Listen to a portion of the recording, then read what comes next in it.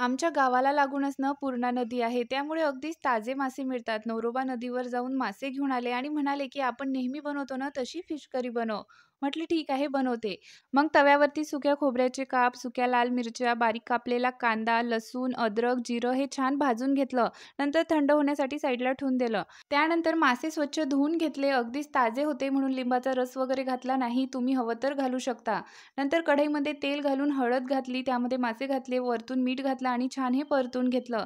नंतर थोडंसं गरम पाणी घालून हे शिजवून घेतलं. त्यानंतर पाट्यावरती भाजलेला कांदा, खोबरं घेतलं, त्यामध्ये थोडीशी कोथिंबीर आणि कढीपत्त्याचे पानं घेतले, याने छान चव येते. नंतर हे छान बारीक वाटण वाटून घेतलं. नंतर भांड्यामध्ये तेल घालून तयार वाटण घातलं, त्यामध्ये धने पावडर, गरम मसाला, हळद घालून छान परतून घेतलं. नंतर त्यामध्ये गरजेनुसार गरम पाणी घातलं आणि शिजलेले मासे घालून घेतले. नंतर वरतून बारीक कापलेली कोथिंबीर घातली. तर मस्त अशी फिश करी बनवून तयार आहे. भाकरीसोबत किंवा भातासोबत खा. चॅनलला मात्र नक्की सबस्क्राईब